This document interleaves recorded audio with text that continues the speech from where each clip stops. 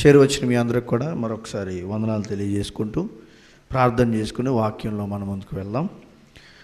పరిశుద్ధుడు మహాగణుడు మహోన్నతుడు అయిన మా ప్రియ పరలోకపు తండ్రి, మీ ఉన్నతమైన కృపను బట్టి మమ్మల్ని కాపాడుతున్న విధానాన్ని బట్టి మమ్మల్ని సంరక్షించి పోషించి మా జీవిత విలువలు నేర్పి మా బ్రతుకులో ఎలాంటి వారుగా మేము ఉండాలో, మా యొక్క జీవితంలో ఎలా ఈ లోకంలో ముగిస్తే మరొక లోకానికి మరొక నిత్యమైన జీవితానికి మమ్మల్ని నడిపిస్తారో మీరు నేర్పిస్తున్నారు. మా విశ్వాసాన్ని, మా యొక్క భక్తి జీవితమైన ఈ విధానాన్ని బలపరచండి. నీ వాక్యంలోని సంగతులు మాకు తెలియజేయండి. మమ్మల్ని స్థిరులుగాను, నీ వాక్యమందు బలవంతులుగాను, ఈ లోకమందు జ్యోతులుగాను మమ్మల్ని బలపరిచి నడిపించి మీ వెలుగును, మీ స్వార్థను ప్రకటించే సంఘంగా బిడ్డలుగా మమ్మల్ని స్థిరపరచమని తండ్రి, ఇదిగో నాతో మీరుండండి, నన్ను బోరగా వాడుకోనండి. మీరే తండ్రి నన్ను మరుగుపరిచి మీ పరిశుద్ధాత్మ సహాయంతో మా అందరితో మాట్లాడమని ప్రార్థిస్తూ యేసుక్రీస్తు వారి పేట ఇచ్చిన ప్రార్థన బ్రతిమాలకు వేడుకొచ్చున్నాము తండ్రి, ఆమెన్. ప్రియ దేవుని సంఘబిడ్డలారా, గత వారం మనం యేసుక్రీస్తు వారి గురించి దేవుని కుమారుడు అంటే ఏంటనే సంగతులు కొన్ని విన్నాం. గుర్తున్నాయండి మీకు? యేసుక్రీస్తు వారు దేవుని కుమారుడు అని చెప్పడానికి మొదటగా మానవులు దేవుని కుమారులుగా పిలబడిన వారు, లేకపోతే లోకంలో ఈ శారీరకంగా తండ్రులు కుమారులు అనే బంధం గురించి మీకు నేర్పించాను. అయితే యేసుక్రీస్తు వారు కూడా ఈ లోకంలోకి వచ్చినప్పుడు మానవ సంబంధంగా ఆయన దేవుడైనప్పటికీ ఈ లోకంలో ఏ విధంగా వచ్చాడైనా ఈ మానవ శరీరాన్ని ధరించుకుని వచ్చాడు కదా. ఈ మానవ శరీరం ధరించుకుని వచ్చినప్పుడు చాలామంది చేత ఆయన ఎలా పిలువబడ్డాడంటే వారి వారి బంధుత్వాలు, బంధాల పేరుతో పిలువబడ్డాడు. దాంట్లో మనం మొదటగా యోసేపు గారి కుమారుడిగా ఎలా పిలువబడ్డాడో చూసాం. అలాగే తల్లి అయిన మరియకు ఆయన పుత్రుడిగా మనం చూసాం. ఇంకా ఏమేమి విధంగా ఆయన పిలువబడ్డాడో మనం వాక్యంలో మనం పరిశీలించగలిగితే మత్తయి సువార్త 1వ అధ్యాయము 1వ వచనాన్ని చదువుదాం. మత్తయి సువార్త 1వ అధ్యాయము 1వ వచనం. అబ్రహాము కుమారుడగు దావీదు కుమారుడైన యేసుక్రీస్తు వంశావళి. దావీదు కుమారుడిగా కూడా యేసుక్రీస్తు వారు పిలువబడ్డారు. అంటే ఈ వారసత్వాన్ని చూపించడానికి కారణం ఏంటంటే యేసుక్రీస్తు వారు ఏ వారసత్వంలో వచ్చాడో చెప్పడానికి మాత్రమే. ఈ శారీరకమైన బంధాలతో ముడిపడిన ఈ వంశస్థులు ఎవరైతే అబ్రహాముకి దేవుడు ఏమిచ్చాడు? వాగ్దానం ఇచ్చాడు. ఆ వాగ్దానం ద్వారా వస్తున్న వారిని ఏమన్నాడంటే వాగ్దాన పుత్రులు అన్నారు, వాగ్దాన వారసత్వం అన్నారు. ఆ వారసత్వంలో వచ్చిన ఆయనే యేసుక్రీస్తు వారు. అందుకే అబ్రహాము గారి కుమారుడు అయిన శారీరకంగా ఆయన కొడుకు కాకపోయినా ఎంతటి గ్యాప్ ఉందంటే కొన్ని తరాల గ్యాప్ ఉంది అబ్రహాము గారికి దావీదు గారికి కదా. దావీదు గారు అబ్రహాము గారు కొడుకు కాదు, ముదు మనవాళ్ళు ఎంతో మంది తల్లులు తర్వాత పుట్టిన వ్యక్తి దావీదు గారు. అబ్రహాముకి 12 మంది కుమారులు, 12 మందిలో ఒక గోత్రంలో పుట్టినవాడు ఈయన. అలాగే దావీదు గారి కొడుకు యేసుక్రీస్తు వారు కాదు, కానీ ఆయన సంతానంలో వచ్చినవాడే యేసుక్రీస్తు వారు. అయినా కూడా ఇక్కడ ఏమని పిలుస్తున్నాడు? హింట్ ఇస్తారు. హింట్ మనకి నువ్వెవరు అంటే పలానా ఆయన కొడుకుని అంటాం. అయితే మీరు ఎక్కడుండేవారు అన్నారు అనుకోండి. మన ఈ మధ్యనే న్యూస్లో చూస్తుంటే యూదులు ప్రపంచంలోకి చెల్లాచెదురు వెళ్ళిపోయిన యూదులు మళ్ళీ తిరిగి యెరూషలేముకి రాబడుతున్నారు. వాళ్ళని రప్పిస్తున్నాము. వాళ్ళు రప్పించడానికి ఎంతవరకు ఖర్చు అవుతుందో, ఎంతవరకు దాన్ని చేయడానికి అమలు చేయాలో దాన్ని ఈ మధ్యన పెట్టారు వాళ్ళు, ఇజ్రాయేల్ వాళ్ళని మళ్ళీ తిరిగి రప్పించుకుంటున్నాము, వాళ్ళకు వారసత్వాన్ని ఇచ్చేస్తున్నామని. అంటే ఎవరిని బట్టి ఇస్తున్నారు మరి? ఆయా దేశాలకు వచ్చేసి ఎంతకాలం అయిపోయింది? కొన్ని 100 సంవత్సరాలు అయిపోయింది. నిన్న మొన్న కాదు వాళ్ళు వస్తా. యెరూషలేం ప్రాంతం నుంచి వాళ్ళు పరారైపోయింది, లేకపోతే పారిపోయింది. ఎప్పుడు పారిపోయారంటే రోమా ప్రభుత్వం వీళ్ళ మీద ప్రభుత్వం చేస్తున్నప్పుడు వాళ్ళందరినీ బందీలుగా పట్టుకుని బాధలు పెట్టింది. వాళ్ళకి ఫస్ట్ నుంచి అదే చరిత్ర అండి ఇజ్రాయేలీలది. ఎప్పుడైతే దేవుణ్ణి నమ్ముతారో ఐగుప్తు నుంచి దేవుణ్ణి నమ్మి వాళ్ళ బాధల నుంచి, దేవా ఇదిగో మాకు బాధల్లో ఉన్నామంటే వెంటనే తీసుకొచ్చి మళ్ళీ 40 సంవత్సరాలు నడిపించి ఎక్కడ పెట్టాడు? కనానుకు తీసుకొచ్చాడు. ఐగుప్తు నుంచి. మళ్ళీ వీళ్ళు ఎప్పుడైతే దేవుణ్ణి నమ్మకుండా ఇష్టానుసారంగా బ్రతికారో మళ్ళీ వేరే వేరే దేశ వాళ్ళకి వీళ్ళని వదిలేశాడు. వాళ్ళు ఏం చేశారంటే వీళ్ళని పట్టుకుని, అంటే వాళ్ళకు వదల వీరిని వదిలాడు. అప్పుడు వాళ్ళు ఏం చేశారంటే వీళ్ళందరినీ పట్టుకుని తీసుకుని వెళ్ళిపోయారు బందీలుగా. అలా వీళ్ళ జీవితం అంతా ఇదే జరుగుతుందండి. తర్వాత యేసుక్రీస్తు వారు కాలానికి వచ్చిన తర్వాత కూడా యేసుక్రీస్తు వారు కూడా నమ్మలేదు. యేసుక్రీస్తు వారి కోసం మీకు ఇశ్రాయేల్ గురించి బాగా ఆలోచిస్తే అండి, తోరా అనే గ్రంథాన్ని వాళ్ళు పఠిస్తారు ఇప్పటికీ. తోరా అంటారు దాన్ని. అదేంటంటే పాత నిబంధన గ్రంథం. మనం తోరా అంటారు దీన్ని. దాని అర్థం ఏంటో తెలుసా? తోరా అంటే బోధ, ఉపదేశము. ఏంటంటే తోరా అంటే బోధ, ఉపదేశము. దాన్ని ఇప్పటికి ఫాలో అవుతారు. ఆ గ్రంథంలో యేసుక్రీస్తు వారి గురించి ఏమని ఉందంటే, మెస్సయ్య రాబోతున్నాడు మిమ్మల్ని రక్షించడానికి. అంతే కదా? అంటే మెస్సయ్య రాబోతున్నాడు మిమ్మల్ని రక్షించడానికి. ఇది అందరికీ తెలుసు. అయినా కూడా యేసుక్రీస్తు వారు నమ్మలేదు. ఈనాటికి కొంతమంది నమ్మకుండా ఉండడం మనం గమనించవచ్చు. అక్కడికి కూడా. కానీ ప్రపంచానికి అర్థమైంది. శిష్యులకి ఎప్పుడైతే 12 మందికి అర్థమైందో, అక్కడ గోత్రాలను బట్టి ప్రజలు వచ్చారు. ఇప్పుడు క్రైస్తవులు శిష్యులను బట్టి వచ్చారు. అక్కడ శారీరక సంబంధాన్ని బట్టి జనాంగం వచ్చింది, వాళ్ళు నమ్మలే. ఇప్పుడు ఆత్మీయ జనాంగాన్ని ఎలా సంపాదించాడో తెలుసు దేవుడు? ఆత్మీయమైన ఆయన నమ్మిన వారిని బట్టి. మరి ఎలా నమ్మరు వాళ్ళు? మనం అనుకుంటాం దేవుని కుమారుడు అంటే పుట్టినవాడిగానే ఎంచుతున్నారు చాలామంది. ఇప్పటికీ పుట్టినవాడిగానే, మానవుడిగా ఈ లోకంలోనికి ఆయన రావడం జరిగింది. ఆయన ఈ శరీరాన్ని ధరించడం జరిగింది. కానీ అంతకుముందు ఆయన ఉన్నవాడు. ఇది బైబిల్ వచనాలన్నింటిలోనూ చెప్పచ్చు. కానీ ఈ శరీరబంధంగా వస్తున్నప్పుడు వీళ్ళకి అర్థం కాక కుమారుడు అనే పదాన్ని వాళ్ళ మానవ రీతిలోనే ఉద్దేశించుకుని మాట్లాడుతూ వాళ్ళ జీవనం కొనసాగించడం మనం చూస్తాం. అందుకే ఈ భాగాన్ని ప్రత్యేకంగా చెప్పడానికి ప్రయత్నం చేస్తున్నాను. ఎందుకు చెప్పనా? క్రైస్తవ్యంలో ఇప్పుడు ఈ నెల, ఇంతకుముందు పాస్టర్ గారు చెప్పారు కదా, ఈ నెల అంతా ఏం చేస్తారు? క్రిస్మస్ చేస్తారు. యేసుక్రీస్తు వారు పుట్టారు అని చెప్తారు. ఇంతకుముందు ఇప్పుడైతే కొంతవరకు, చాలా వరకు ఈ క్రైస్తవ్యానికి అర్థమైపోయింది. ఆయన ఈ లోకంలో శరీరధారిగా మాత్రమే పుట్టాడు తప్ప ఆయన ముందే ఉన్నవాడని చాలామందికి తెలుసు. ముందే ఉన్నవాడిని కొంతమంది ఏమన్నా తెలుసా? ముందే ఆయన పుట్టాడు అంటారు. మళ్ళీ ఏమైంది? ముందే ఆయన పుట్టాడు అంటారు మళ్ళీ కొంతమంది. అసలు పుట్టుకున్నవాడు దేవుడు ఎందుకు అవుతాడనే ఆలోచన వాళ్ళకి అర్థం కావట్లే. సరే, ఇది పక్కకు పెడితే యేసుక్రీస్తు వారి గురించి మాట్లాడుతున్న సందర్భాల్లో ఈయన దావీదు కుమారుడిగా కూడా పిలువబడ్డాడు. అయితే దావీదు కుమారుడా? అర్థమవుతుందా? నేను ఈ పాయింట్ చెప్పడానికి ప్రయత్నం చేస్తున్నాను. యేసేపు కుమారుడిగా పుట్టాడైన. యేసేపు కుమారుడు అంటే మానవ రీతిగా యేసేపు కన్నాడా? జాగ్రత్త చెప్పండి. తండ్రిగా అయ్యాడు కానీ ఆయన కన్నాడా? కానీ ఏ కుమారుడిగా చెప్పబడ్డారు? యేసుక్రీస్తు కుమారుడే. సరే, మరియ కుమారుడిగా కూడా పిలువబడ్డాడు. కానీ మరియ కుమారుడు అయినా? చెప్పండి. మరియ ఎలా కన్నదే? సొంతంగా కన్నదా? పరిశుద్ధాత్మ నిన్ను నిండుకొని నువ్వు కుమారుని కందువు అంటే ఎలా గర్భం దాల్చిందామే? మరి ఆమె కుమారుడు ఎందుకు అవుతాడు అలా అయితే? అర్థమవుతుందా? శారీరకంగా ఒకవేళ ఈ లోకంలో వచ్చినప్పటికీ ఆమె స్వతహాగా క్రియ ద్వారా జరిగిందైతే కాదు. ఇలా కూడా తీసుకున్నా ఇది కొంచెం ఇబ్బందికరంగా అనిపిస్తుంది. ఇంకొక మాట కూడా చూద్దాం. ఆదికాండ గ్రంథం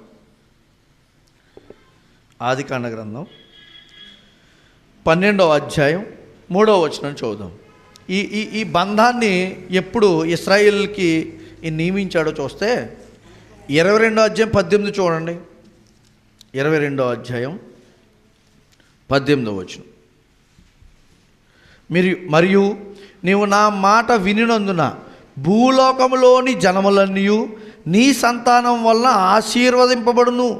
నా తోడని ప్రమాణము చేయుచున్నానని యెహోవా సెలవిచ్చి ఉన్నాడు. ఎవరికి? ఎవరి ద్వారా?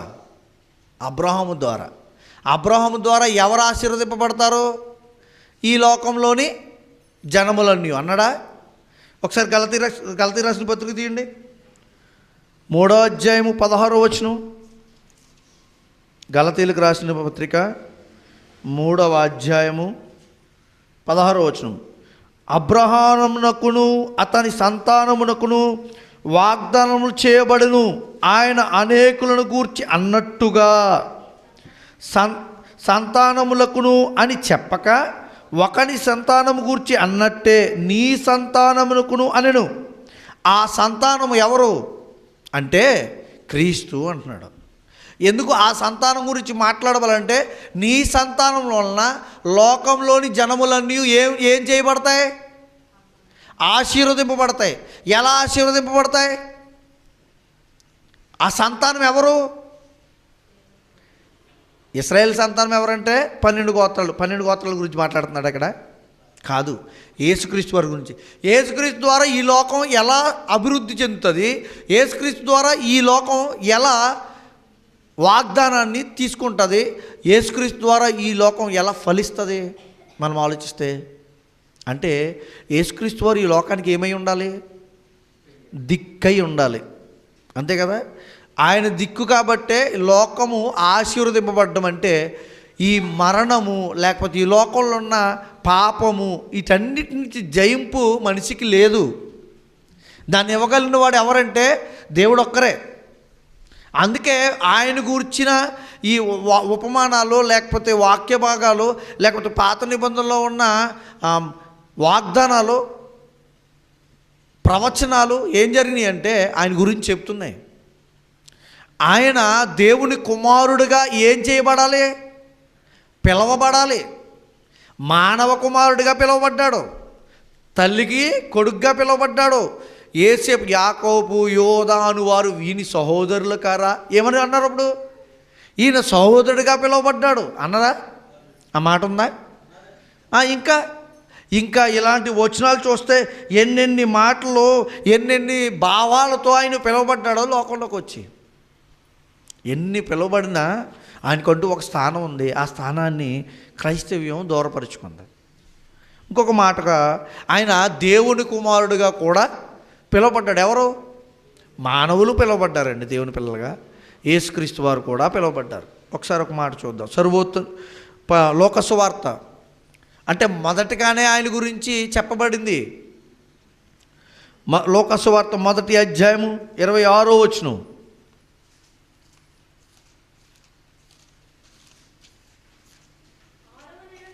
6వ నెలలో గబ్రియేలును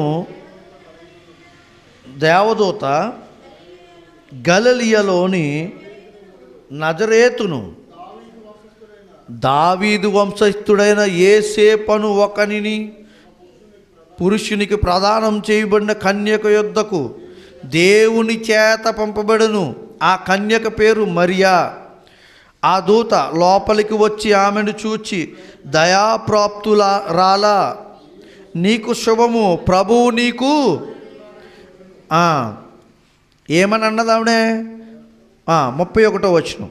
ఇదిగో నీవు గర్భము ధరించి కుమారుని కని ఆయనకు యేసు అను పేరు పెట్టుదువు. ఆయన గొప్పవాడై సర్వోన్నతుని కుమారుడు అనబడును అంటే పిలువబడును, చెప్పబడతాడు, మాట్లాడబడతాడు. ఎలా? కుమారుడిగా. ఎవరి కుమారుడిగా? దేవుని కుమారుడిగా. అంటే వీళ్ళు అప్పటికే ఎవరిని నమ్మి ఉన్నారు? ఇశ్రాయేలీలు అప్పటికే ఎవరు నమ్మరు? దేవుణ్ణి. జాగ్రత్తగా గమనించండి. మీకు ఒక ఉదాహరణ చెప్పడానికి ప్రయత్నం చేస్తాను. అప్పటికే దేవుణ్ణి నమ్మరు కదా. ఇప్పుడు ఈయన వచ్చినప్పుడు ఈయన దేవుని కుమారుడిగా చెప్పలేదనుకోండి, ఆయన్ని ఏమనుకుంటారు? పాత నిబంధనలు దేవుని గురించి ఏమనుంది? దేవుడు ఏమనుంది? దేవుడు ఒక్కడే, అద్వితీయ దేవుడు ఒక్కడే అని ఉందా? ఇప్పుడు నేను కూడా దేవుడిని అన్నాడు అనుకోండి, వీళ్ళకి ఎలా ఉంటుందంటే అసలే దేవుడు అంటే ఒక్కరి ఆయనకే చెప్తుంది. మీకు యూదుల్లో ఒక కట్టడ ఉంది, దేవుణ్ణి యెహోవా అని పిలరు. మన బైబిల్లో పాత నిబంధనలో ఎక్కువ ఏమని రాయబడి ఉంది? యెహోవా అని రాయబడి ఉంది కదా. కొన్ని పదాల దగ్గర ప్రభువు అని కూడా పాఠాంతరం ఉంది, రాయబడింది. యెహోవా అనే పదాన్ని పాత నిబంధనలో కూడా క్రీస్తు పూర్వం 520 సెప్టోజింటు అనే సంఘ ఈ పెద్దలు ఉంటారు కదా, వాళ్ళు దీన్ని రాస్తున్నప్పుడు, దాన్ని తర్జుమా చేస్తున్నప్పుడు దాన్ని ఏమని రాశారో తెలుసా? మొట్టమొదటిగా హెబ్రీలో రాయబడిన పాత నిబంధనని గ్రీకులోకి తర్జుమా చేశారు. గ్రీకులోకి తర్జుమా చేస్తున్నప్పుడు ఎక్కడైతే యెహోవా అని పదం ఉందో కొన్ని పదాల దగ్గర ప్రభువు అని కూడా దాన్ని తర్జుమా చేశారు. ఎందుకు చెప్పనా? యెహోవా అనే పదాన్ని పలకడానికి వాళ్ళు, మీకు ఒకసారి చెప్పాను కదా, అసలు ఆ నోటితో మాట్లాడడానికి వాళ్ళు కూడా అంత సాహసం చేయరంట. అంటే అది ఎవరో మాట, ఆ పదం ఎవరిదే? దేవుని పదం. దేవుని ప్రత్యక్షంగా పేరుతో పిలిచే అంత ధైర్యానికి వాళ్ళు ఒడిగట్టరంట. అంతెందుకు, ఉదాహరణకి సెప్టోజింటు ఎప్పుడైతే తర్జుమా చేస్తున్నారో యెహోవా అనే పదం వచ్చినప్పుడంట, వాళ్ళు ఆ పదం రాయాలనుకోండి, వెళ్ళి 7 సార్లు స్నానం చేసి వచ్చి ఆ పదం రాసి మళ్ళీ వెళ్ళి 7 సార్లు స్నానం చేయాలంట. వాళ్ళకున్న తీర్మానం. మీకు అర్థమైన విషయం? ఏ పదం వచ్చినప్పుడు అంటే దేవుని పేరు వచ్చినప్పుడు ఏం చేయాలో మనం ఎలా రాస్తాం? మామూలుగా రాసుకెళ్ళిపోతాం. అలా కాదు. ఒకవేళ పరిశుద్ధుడును మహాగణుడైన దేవుడు మీతో మాట్లాడుతున్నాడు అని చెప్పడానికి, లేకపోతే సైన్యములకు అధిపతి యగు యెహోవా అని పదం రాశారనుకోండి, సైన్యములకు అధిపతి అని పదం రాశారు. మామూలుగా బైబిల్ రాయడానికి చాలా ప్రత్యేకతలు తీసుకున్నారు వాళ్ళు రాస్తున్నప్పుడు. సైన్యములకు అధిపతి యగు అని మాట రాసి యెహోవా అనే పదం రాయడానికి వాళ్ళు వెళ్ళి, ఆ పదం రాసే వాళ్ళు వెళ్ళి 7 సార్లు స్నానం చేసి మళ్ళీ వచ్చి ఆ పదం రాసి మళ్ళీ వెళ్ళి 7 సార్లు స్నానం చేసేవారు. అంటే ఎంత విలువిచ్చారో చూడండి, అంటే మీకు ఉదాహరణ అర్థం కావడం చెప్తున్నాను. ఇది గ్రీకులోకి తర్జుమా చేయబడింది కదా, అక్కడ కొన్ని సందర్భాల్లో ప్రభువగు అని రాశాడు. ఎక్కడ? పాత నిబంధనలో కూడా ఏమని ఉంటుంది? ప్రభువగు అని ఉంది. అదే పదాన్ని ఎందుకు రాశాడో తెలుసా? ప్రభువగు అని. కొత్త నిబంధనలో దేవుడి గురించి ఏమని రాయబడింది? యేసుక్రీస్తు వారిని ఏమన్నారు? అందరికీ ప్రభు అన్నాడా? అంటే అక్కడ కూడా ప్రభు అని ఉంది, ఇక్కడ ప్రభు అని ఉంది. కానీ ఇక్కడ ఏమనుకుంటున్నామంటే యేసుక్రీస్తు వారి గురించి ఒక గౌరవప్రదంగా పిలిచిన విధంగా అనుకుంటున్నాం. కానీ వాళ్ళు గ్రీకులో నుంచి తర్జుమా చేసినప్పుడు ఏం చేశారో తెలుసా? అక్కడ ప్రభు అనే పదం యెహోవా అనే పదాన్ని ప్రభువుగా తర్జుమా చేశారు కొన్ని చోట్ల. గ్రీకులో రాయబడేటప్పుడు ఆ పదాలని డైరెక్ట్గా వాళ్ళు రాయడానికి అవకాశం లేదు గ్రీకులో. ఎందుకని? యెహోవా అనే పదం గ్రీకులో లేదు. కాబట్టి యెహోవా అని ఎక్కడెక్కడ ఉందో ఆ పదాన్ని తర్జుమా చేసేటప్పుడు ఏమని తర్జుమా చేశారు? ప్రభువు అని తర్జుమా చేశారు. మీకు అర్థమైందో లేదో? అలా ఆలోచిస్తూ చూస్తున్నారు. కొంచెం నేనేదో చెప్తున్నట్టుగా ఉంది, మీకు ఏదో వింటున్నట్టుగా అనిపిస్తుంది నాకు మీ మొఖాలు చూస్తుంటే. జాగ్రత్తగా గమనించండి. ఎక్కడైతే కొత్త నిబంధన గ్రీకులో రాయబడింది కదా, ఆ గ్రీకుని తర్జుమా చేస్తున్నప్పుడు, రాయబడుతున్నప్పుడు గ్రీకులో గ్రీకు భాషల నుంచి వచ్చిన ఈ గ్రంథంలో అక్కడక్కడ ప్రభు అని పాత నిబంధనలో ఉంది. కొత్త నిబంధనలో యెహోవా అనే పదం ఉండదు. మీరు గమనించారు? ఎందుకు లేదు అంటే ఆ పదాన్ని గ్రీకులో తర్జుమా చేయడానికి పదం లేదంట. యెహోవా అనే పదం గ్రీకులో తర్జుమా చేయడానికి లేదంట. దానికి ఆ ఉన్నత స్థితినిచ్చే పదమే లేదంట ఇక్కడ. అర్థమైందా? కొత్త నిబంధనలో. అప్పుడు ఆ కొత్త నిబంధనలో ఆ పదాన్ని ఎలా తర్జుమా చేశారంటే ఏమని తర్జుమా చేశారు? ప్రభువు అని తర్జుమా చేశారు. మరి ఇప్పుడు ప్రభువు అన్న మాట ఎవరికి తెలుస్తుంది? ఇప్పుడు ప్రభు అన్న మాట యేసుక్రీస్తు వరకు మనకు చెల్లుతుంది, మనం చదువుతున్నాం. అయితే పాత నిబంధన ప్రకారం వెళ్తే ఎవరికి చెందుతుంది? మీకు అర్థం కావాలి. అప్పటికే యేసుక్రీస్తు వారిని ఏ విధంగా చూపిస్తున్నట్టుగా? దేవుడుగా చూపిస్తున్నట్టుగా మీరు అర్థం చేసుకోవాలి. నేను అది చెప్పేది అది. అర్థమైందమ్మా? ఓకే. ఇక్కడ చూస్తే సర్వోన్నతుని కుమారుడు అనబడును అంటే ఇక్కడ తెలియాలి ప్రజలకి. ఎలా తెలియజేయాలి? ఆయన దేవుణ్ణి నేనే అన్నామనుకోండి, దేవుడు ఒక్కడే కదా, ఆయన ఈ మానవ పరిధిలోనికి వచ్చేంత స్థితిలో లేడు కదా, ఆయన ఎలా రాగలడు? మరి మీరు ప్రార్థన చేస్తున్నావు కదా, మరి నువ్వు దేవునికి ప్రార్థన చేసినప్పుడు నువ్వే దేవుని ఎలా చెప్తున్నావు అని అంటారు కదా. మరి అందుకు ఏమని రాయబడ్డది ఈయన గురించి? దేవుని కుమారుడు. అంటే కొన్ని వచనాలు పాత నిబంధనలో ఉన్న ప్రవచనాల ఆధారంగా ఈయన పిలువబడాలి. పాయింట్ అర్థమైందా? పాత నిబంధన ఆధారాలతో ఈయన పిలువబడాలి. ఈయన సొంతంగా లేకపోతే ఈయన వేరేగా చెప్పాడు అనుకోండి, వీళ్ళు ఏమంటారు? అంగీకరించరు. ఎందుకంటే పాత నిబంధనలు ఉన్నదాన్ని వీళ్ళు గుర్తిస్తారు కాబట్టి. చూడండి, మరొక మాట చూద్దాం. మత్తయి సువార్త 1వ అధ్యాయం 18వ వచనం. యేసుక్రీస్తు జనన విధానం ఎట్లనగా, ఆయన తల్లి అయిన మరియా యోసేపునకు ప్రదానము చేయబడిన తరువాత చదవండమ్మా. వారేకము కాకమునుపు. చూసారా? వారేకము కాకమునుపు. ఏకము అంటే మీకు తెలుసు, మానవ సంబంధమైన స్త్రీ పురుషుల ఏకం అనేది మీకు తెలుసు. ఆ సంబంధం కలవకముందే, ఆ సంబంధం జరగకముందే యేసుక్రీస్తు వారంట తల్లి అయిన మరియ గర్భంలో ఆయన ప్రవేశిస్తున్నాడు. ఎలా వస్తున్నాడు? పుట్టదినం అంటే ప్రవేశించడం, అంతే కదా. పిల్లలు ఉన్నారండి, మనకి సైన్స్ అడిగామనుకోండి పిల్లల గురించి, ఈ పిల్లలు ఎక్కడి నుంచి వచ్చారని అడిగామనుకోండి, తండ్రిలో ఉన్న శుక్రకణం వచ్చి తల్లిలో ఉన్న అన్నంతో ఫలదీకరణం చెందితే బిడ్డ పుట్టాడు అంటాం. అంటే ఇక్కడ బిడ్డ తయారవడానికి ఎక్కడి నుంచి వచ్చాడు? తండ్రిలో నుంచి వచ్చాడు. చూసారా? ఇది ఎలా మీకు అర్థమవుతుందో, యేసుక్రీస్తు వారు కూడా ఈ లోకంలో పుట్టడం అనేది రావడం అనే సందర్భాన్ని గురించిదే, రావడం అనే సందర్భాన్ని గురించి చెప్తున్నదే. ఆయన కుమారుడని చెప్పడానికి ఆయన మానవ వృత్తిగా ఈ లోకంలో వచ్చాడు. ఆయన మానవ శరీరాన్ని ఏం చేసుకున్నాడు? హెబ్రీయులకు రాసిన పత్రికలో ఒక మాట ఉంటుంది చూడండి. హెబ్రీయులకు రాసిన పత్రిక 10వ అధ్యాయం 5వ వచనం. నాకొక శరీరమును అమర్చితివి. చదవండి అన్నమాట. ఈ లోకమందు మరి పుట్టినప్పుడు అంటున్నాం, మరి పుట్టాడు అంటున్నాం. హెబ్రీ గ్రంథకర్త క్లారిటీగా చెప్తాడు యేసుక్రీస్తు వారి గురించి. మీరు ఎవరైతే అపోస్తలులు ఉన్నారో వాళ్ళ మాటల్ని జాగ్రత్తగా ఆలోచిస్తూ ఇంకా వాటి లోతుల్లో ఆలోచించగలిగితే యేసుక్రీస్తు వారి గురించి పూర్తి వివరణ వస్తుంది. మీకు యేసుక్రీస్తు వారి గురించి పూర్తి వివరణ వస్తుంది. మనం అనుకుంటాం యేసుక్రీస్తు వారు పుట్టాడు కదా అనుకుంటున్నాం. వాళ్ళ మాటల్లో ఎలా చెప్తారో తెలుసా? ప్రవేశించినప్పుడు అంటున్నారు. ఈ లోకంలో ప్రవేశించినప్పుడు అంటారు. అంటే ప్రవేశించకముందు ఆయన ఇంకో లోకంలో ఉన్నాడు. అంటే ఈ లోకంలో ప్రవేశించకముందు ఆయన ఉన్నాడు అనే పదం ఎక్కడ చూపిస్తుందా? చదవండి అన్నమాట. కాబట్టి ఆయన ప్రవేశించినప్పుడు ఈలాగ చెప్పుచున్నాడు, కోరలేదు కానీ నాకొక శరీరమును అమర్చితివి. చూసారా? శరీరమును అమర్చితివి. ఈ శరీరం అమర్చుకుని వచ్చాడు ఆయన. మీకు మీరు ఇందాక చదివిన ఒక వచనం చదివారు చూడండి ఒకసారి. ఇందాక మీరు ప్రసాద్ గారు చదివారు కదా వాక్య భాగం, కొరింథీయులకు రాసిన 1వ పత్రిక 15వ అధ్యాయము. తీయనది ఒకసారి, అక్కడ ఒక మాటను చూపిస్తాను. కొరింథీయులకు రాసిన 1వ పత్రిక 15వ అధ్యాయము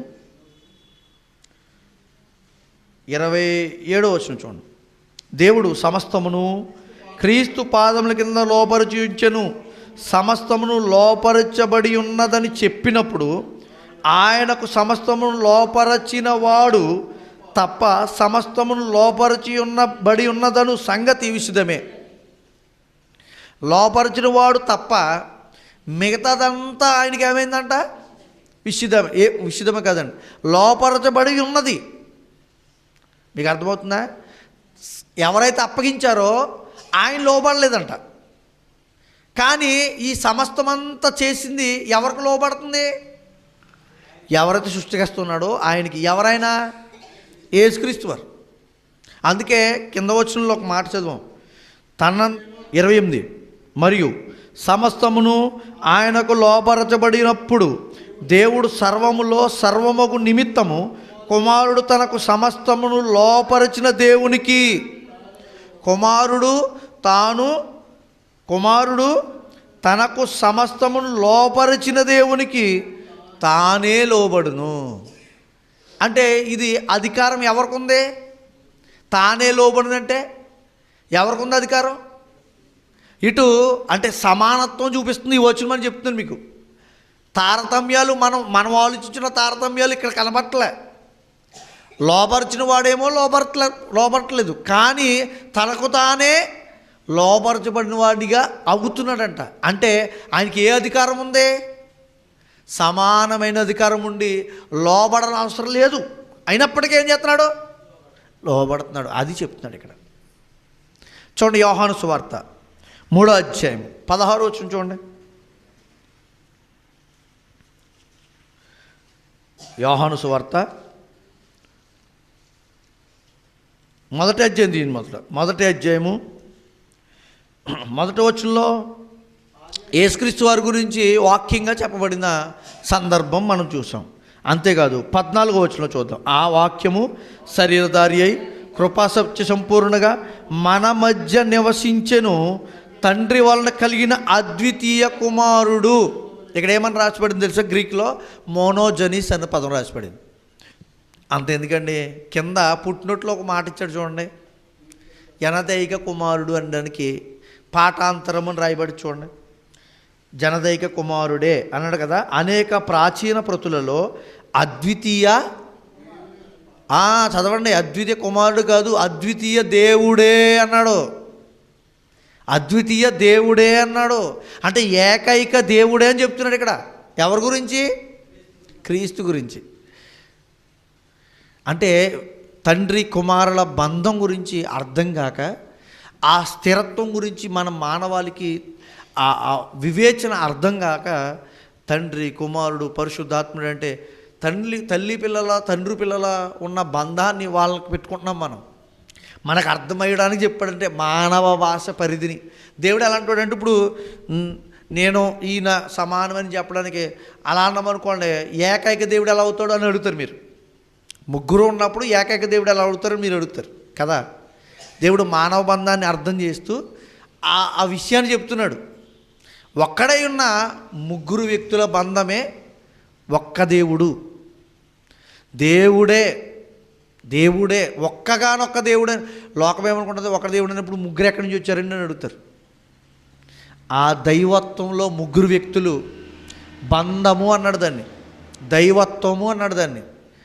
అందుకే ఈ పదంలో యెహోవా అనే పదంలో ఎవరుంటారంటే తండ్రి కుమార పరిశుద్ధాత్మ ముగ్గురు ఇమిడి ఉన్నారు. ఇది అర్థం చేసుకోవాలి. అర్థమవుతుందా? తండ్రి కుమార పరిశుద్ధాత్మ ముగ్గురు ఆ పదంలో ఇమిడి ఉన్నారంట.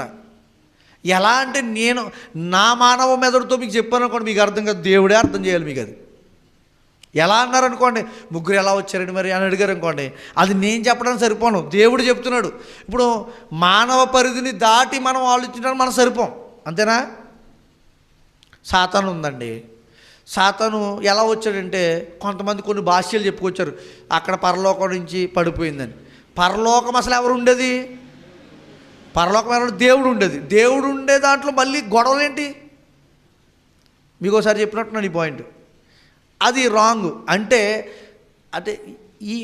ఈ సాతాను ఎలా వచ్చిందని అడిగామనుకోండి బైబిల్ని, సాతాను స్వభావం చెప్పండి దేవుడు. సాతాను ఏ లక్షణం కలిగి ఉన్నాడో చెప్పాడు. సాతాను ఏం చేస్తాడో చెప్పాడు. సాతాను ఎక్కడికి వెళ్ళిపోతాడో కూడా చెప్పాడు. కానీ పుట్టుక గురించి చెప్పలేదు. మనకెందుకు చెప్పనప్పుడు? చెప్పని దాన్ని మనం ఆలోచించి ఇలా అని చెప్పడానికి మనం సరిపోము.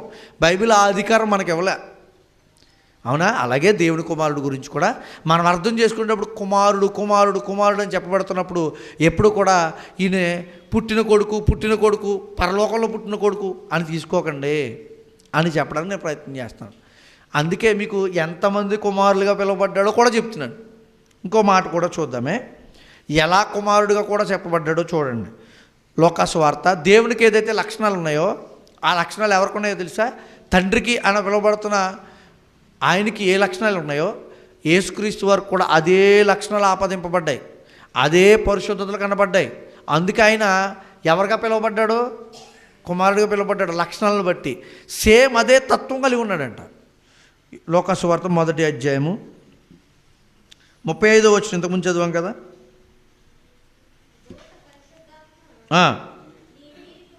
నీ మీదికి వచ్చును సర్వోన్నతుని శక్తి. తర్వాత పుట్టబోయే శిశువు పరిశుద్ధుడై, జాగ్రత్తగా గమనించండి, పరిశుద్ధుడై. ఇది ఎవరికి ఉంది ఈ పదం, ఈ లక్షణం ఎవరికి ఉంది? తండ్రికి ఉంది. మరి ఈయన కూడా ఏ లక్షణం ఉంది అంటే తండ్రికి ఏ లక్షణాలు ఉన్నాయో ఆ లక్షణాలను బట్టి కూడా ఈయనేమో పిలువబడుతున్నాడు లోకంలో? కుమారుడిగా పిలువబడుతున్నాడు. తండ్రికి ఏ లక్షణాలు కలిగి ఉన్నాడు అనుకోండి, సేమ్ అదే లక్షణాలు కొడుకులు చేశారు అనుకోండి, ఏమంటారు మీరు?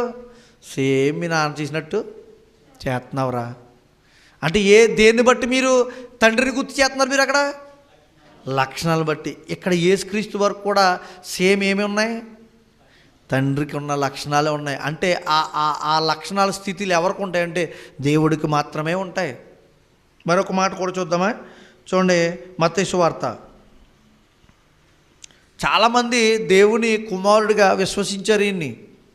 పేతురు గారు చెప్తూ మత్తయి సువార్త 14వ అధ్యాయం 22వ వచనం చూడండి.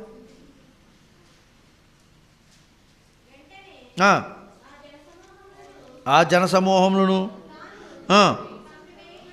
పంపుపోయినంతలో దోణి ఎక్కి ముందుగా అందరికీ అద్దరికి వెళ్ళాలని బలవంతం చేశాను. వీళ్ళు ఏంటంటే ప్రయాణం చేస్తున్నారో తర్వాత మీ పాయింట్ చెప్తాను, మెయిన్ పాయింట్. ఇక్కడ జరిగేది ఏంటంటే వీళ్ళు ఒక ప్రాంతం నుంచి మరొక ప్రాంతానికి వెళ్తున్నారు. అక్కడ సముద్రం మీద కొంచెం అల్లకొల్లం ఏర్పడింది. అప్పుడు యేసుక్రీస్తు వారు వీళ్ళు ఎక్కిన దోణి ఎక్కలేదు. అప్పుడు ఎదురు వస్తారు ఈయన. ఎలా అంటే నీటి మీద నడుచుకుంటాం. అప్పుడు పేతురు అంటాడు, నన్ను కూడా నడిపి ప్రభు అని. నడిపిస్తున్నప్పుడు పేతురు పడిపోతాడు. మళ్ళీ పడిపోతుంటే నీటిలో అప్పుడు యేసుక్రీస్తు వారు అంటాడు, అల్ప విశ్వాసవే కాక విశ్వాసవై బ్రతుకంటాడు. అవునా? అప్పుడు ఏమంటారు? చూసిన వాళ్ళు ఏమంటున్నారో చూడండి. జనసమూహం 31వ వచనం. వెంటనే యేసు చేయి చాపి అతను పట్టుకొని, అల్ప విశ్వాసి ఎందుకు సందేహపడుతువని అతనితో చెప్పాను. వారు దోణి ఎక్కినప్పుడు గాలి అణిగెను. అంతటా దోణిలోనున్నవారు, లోకంలో ఉన్నవారు కూడా ఆయన ఏమన్నారో తెలుసా?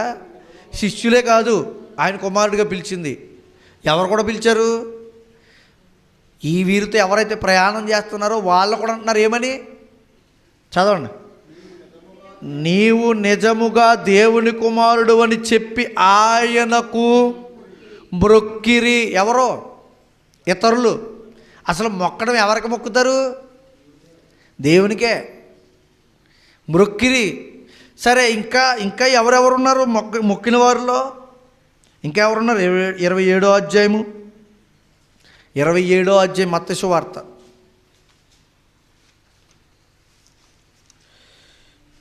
27:17 5వ వచనం చూడండి. 54 చూడమ్మా ముందా. మత్తయి సువార్త 27:54.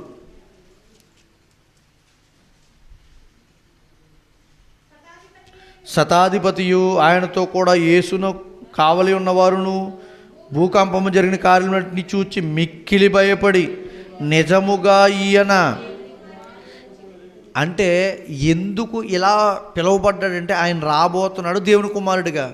వచ్చినవాడు నిజమే, ఈయన దేవుని కుమారుడు అని ఇక్కడ పిలువబడాలి, చెప్పబడాలి. ఇంతమంది చెప్తున్నప్పుడు మనం అర్థం చేసుకోలేని పరిస్థితుల్లో ఏమైపోతుందంటే శారీరక బంధాన్ని మాత్రమే ఎంచుకొని దేవుణ్ణి కించపరచడం, దేవునికి ఉన్న స్థానాన్ని తగ్గించడం ఎంతవరకు సబబవుతుందో మీరు ఆలోచించాలి. ఇక్కడే కాదండి, ఇంకా చాలా సంగతులు ఉన్నాయి. చాలామంది ఏమన్నా తెలుసా? దేవునితో సమానంగా చేసుకుంటున్నాడు ఇతను. ఎవరిని? యేసుక్రీస్తు వారిని రాళ్ళతో కొట్టేద్దామన్నారు. అన్నారా? ఎందుకు? దేవునితో ఎవడో కూడా సమానంగా ఎంచుకోకూడదు.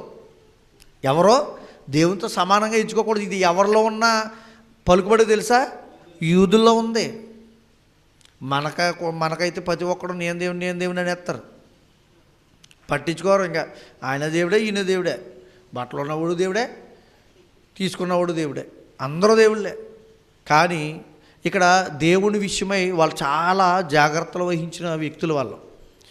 అందుకే ఎవడైనా అలా అన్నాడా ఏం చేస్తారు వాళ్ళు? రాళ్ళతో కొట్టి చంపాలని ఆజ్ఞ ఉంది వాళ్ళకి. ఆ ఆజ్ఞ ప్రకారం రాళ్ళతో కొట్టు, నిన్ను నువ్వు సమానంగా ఇచ్చుకుంటున్నావేంటి అని అడుగుతున్నారు. అంతేకాదు చూడండి, యేసుక్రీస్తు వారు మాట్లాడుతూ దేవాలయం కంటే గొప్పవాడు ఇక్కడ ఉన్నాడని చెప్పాడు వాళ్ళతో. 12వ అధ్యాయం మత్తయి సువార్త 6వ వచనం. దేవునిగా ఆయన కూడా చెప్పుకున్నాడండి యేసుక్రీస్తు వారు. ఏమని? నేను దేవుణ్ణని. ఎలాగా అర్థమవుతుందా? నేను దేవుణ్ణని ఎలా చెప్పుకున్నాడు ఆయన? ఈ వచనాలు అర్థం చేసుకుంటే అర్థమవుతుంది. డైరెక్ట్గా నోటితో చెప్పాడంటే అర్థం ఏంటి? ఆయన దేవుడు అవ్వకుండా దేవుడు ఎలా చెప్పుకోగలడు? దేవాలయం కంటే గొప్పవాడు ఇక్కడ ఉన్నాడు. ఎవరు? చదవండి అన్నమాట. దేవాలయం కంటే గొప్పవాడు ఇక్కడ ఉన్నాడు మీతో చెప్తున్నాడు. ఎందుకని? వాళ్ళు ఏమనుకుంటున్నారు? యెరూషలేం దేవాలయంకి వెళ్ళాలి, యెరూషలేం దేవ గొప్పది. దాన్ని 36 సంవత్సరాలు కట్టారు కదా, 46 అన్ని సంవత్సరాలు కట్టారు కదా. అలాంటి కట్టిన దేవాలయం ఎంత గొప్పదో ఎంత గొప్పదో ఎంత గొప్పదో అనుకుంటుంటే ఏమన్నాడో అది కాదు గొప్పది. ఆయనలో దేవాలయంలో ఉండగలిగిన వాడు ఇంకెంత గొప్పవాడు. దేవాలయమే మీరు గొప్పది అనుకుంటున్నారు. దేవాలయం కంటే గొప్పవాడు నేను అంటున్నాడు ఆయన. ఈ లోకంలో దేవాలయం కంటే గొప్పది ఎవరు? దేవుడు. కట్టడం గొప్పదా? కట్టడంలో నివసించగలిగిన స్థితి, ఆయన స్థానం కలిగినవాడు గొప్పవాడా? ఆయనేమో మనలోనే వచ్చేస్తానంటున్నాడు. మనమే ఆయన ఇల్లు అంటున్నాడు. మనమే ఆయన ఇల్లు అంటున్నాడు. మనం విన్నాం కదా గత వారాల్లో. ఇక్కడ చెప్తుండే ఈయన ఏమన్నా తెలుసా? నువ్వు మనుషుడు అయ్యుండి దేవునిగా చెప్పుకుంటున్నావు కావా అన్నారా? చూడండి, ఆ మాట కూడా చదువు. 10వ అధ్యాయము యోహాను సువార్త 10వ అధ్యాయం 33వ వచనం. ఇవన్నీ ఎందుకు గుర్తు చేస్తున్నానంటే, ఇంతమంది అన్నారు ఆయన్ని, కానీ ఆయన గురించి చాలామందికి తెలిసిందండి. 10వ అధ్యాయం 33వ వచనం. అందుకు యూదులు, నీవు మనుషుడు అయి ఉండి దేవుణ్ణని చెప్పుకొనుచున్నావు కనుక దేవదూషణ చేసినందుకే. అంటే అప్పటికే ఏమని చెప్పుకుంటున్నాడు అని అర్థం. అంటే అప్పటికి ఈయనేమని ఉన్నాడు అక్కడ మాట్లాడుతున్నాడు? దేవుడు నేనే అని చెప్తున్నాడు. నాకు అంత అధికారం ఉందని చెప్తున్నాడు.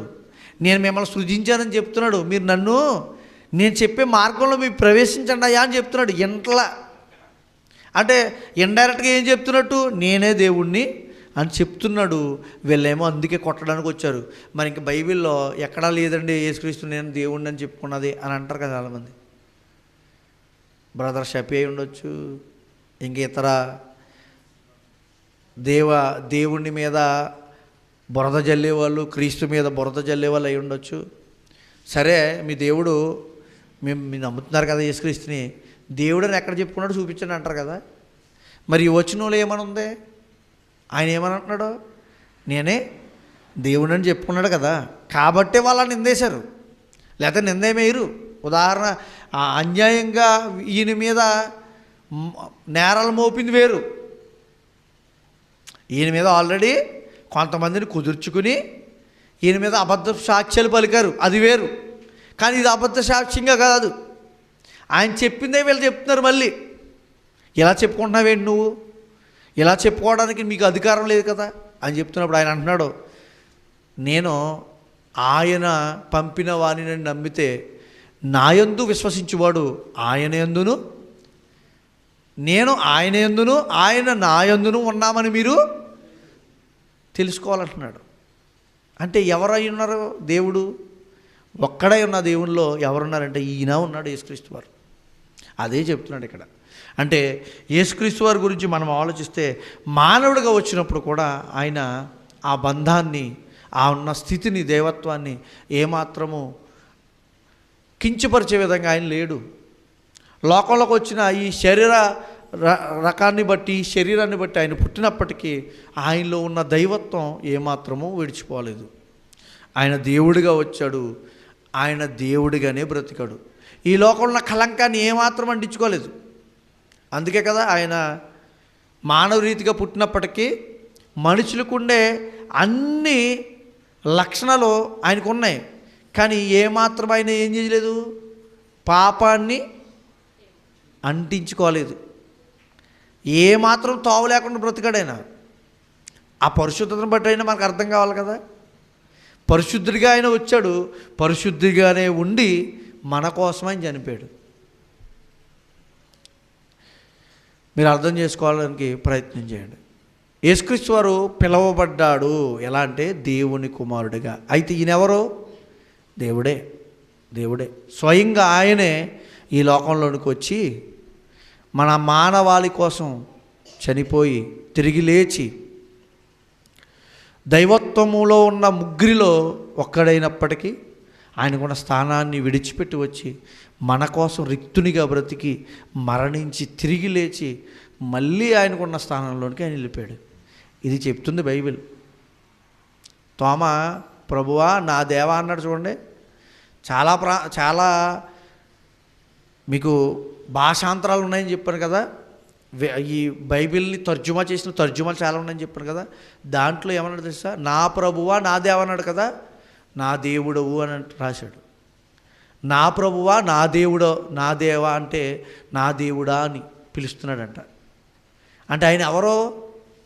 దేవుడు. ఈ విషయాలు మన హృదయంలో భద్రపరుచుకుందాం. ఏమాత్రము కూడా ఆయనకి స్థానాన్ని తగ్గించకూడదండి మన హృదయాల్లో. ఎవరికి? యేసుక్రీస్తు వారికి. ఆయన మనం తగ్గించుకున్నాం అనుకోండి, మన హృదయాల్లో ఆయన స్థానాన్ని తగ్గించుకున్నాం అనుకోండి, మొత్తం దైవత్వానికి కళంకం ఏర్పరిచేవారిగా మనం ఉంటాం. ఆయనకి సర్వశక్తి కలిగిన దేవుడైన, ఎవరో ఇస్తే తీసుకునే వ్యక్తి కాదు, ఆయనకి స్వయంగా కలిగినవాడు. లోకంలోకి వచ్చినప్పుడు మాత్రం మానవ రూపిగా వచ్చినప్పుడు ఆ మానవ పదాలతోనే వాళ్ళకి అర్థమయ్యే రీతిలో చెప్పాడు. దాన్ని మనం అర్థం చేసుకోవాలి. ఆయన నన్ను పంపాడని ఎందుకన్నాడో తెలుసా? మానవ పరిధిలో అర్థం కావాలి, మనిషికి అర్థం కావాలి. అర్థం కాకపోతే ఏం చెప్తారు?